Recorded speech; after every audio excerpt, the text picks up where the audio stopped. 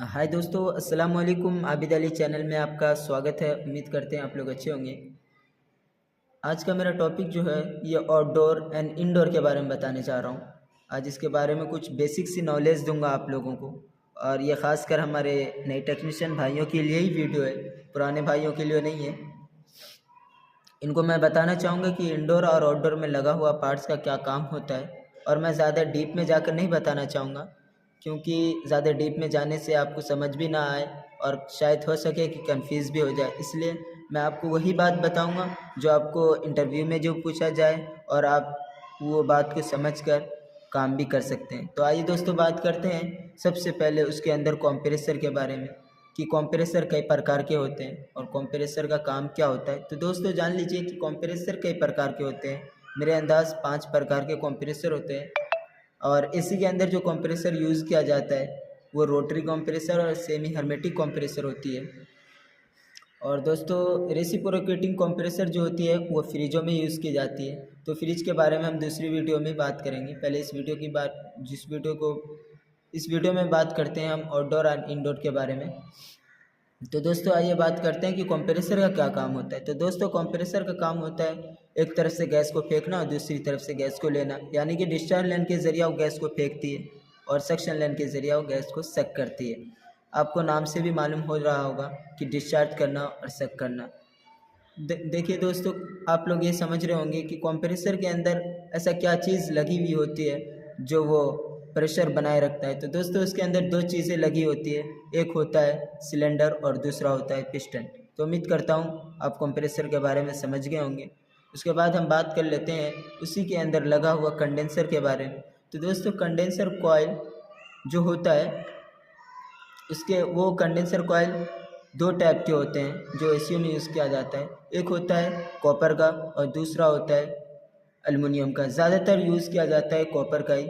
तो उस कंडेंसर का काम होता है गैस को घुमा घुमा कर ठंडा करना और उसको वेपर से दरों में बदलना, यानी कि भाप को पानी में बदलना। उसके बाद आइए दोस्तों बात कर लेते हैं उसी के अंदर लगा हुआ कैपिलरी ट्यूब के बारे में। कैपिलरी ट्यूब का काम होता है गैस की कैविटी, यानी कि गैस के स्पीड को कम करना होता है दोस्तों। वो हाई प्रेशर को लो प्रेशर में तब्दील करती है, कन्वर्ट कर देती है। उसके बात करते हैं उसी के अंदर लगा हुआ एक्यूमुलेटर के बारे में, जो कंप्रेसर से जॉइन होता है।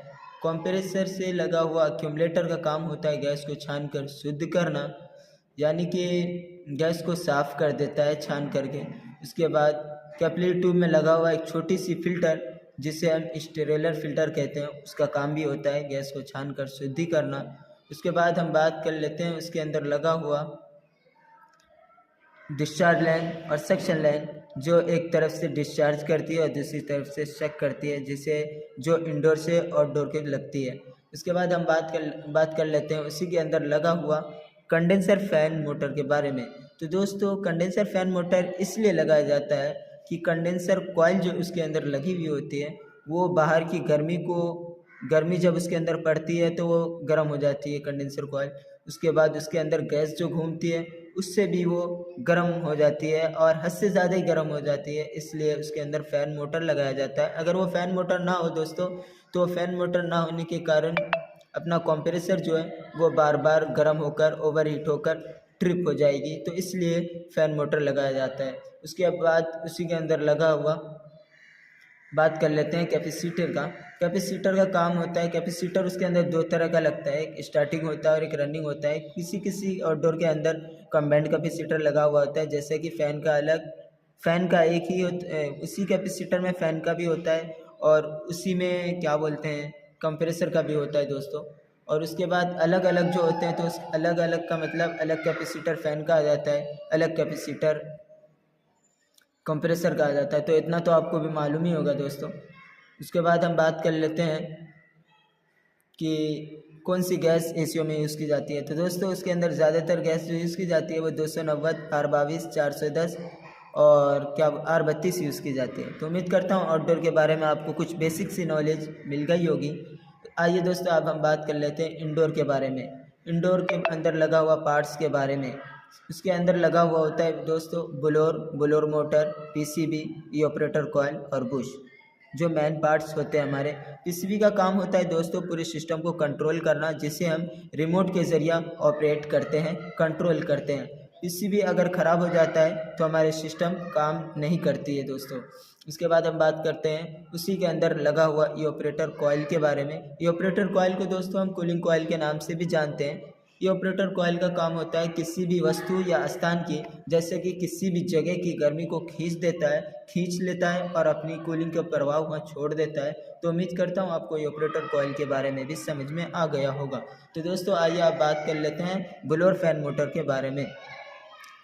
ब्लोअर फैन मोटर का काम होता है रूम की गर्मी को खींचता है और वही ब्लोअर मोटर खींचकर वहाँ पे ठंडी हवा को रूम के अंदर फेंकता है। आइए दोस्तों उसी के अंदर लगा हुआ बुश के बारे में बात कर लेते हैं, जो ब्लोअर मोटर के जो ब्लोअर के क्या बोलते हैं राइट साइड में लगा हुआ होता है। तो दोस्तों उम्मीद करता हूँ आपको वीडियो समझ में आया होगा। तो प्लीज़ वीडियो को शेयर करें, चैनल को सब्सक्राइब करें। मिलते हैं दूसरी वीडियो में। अल्लाह हाफिज़।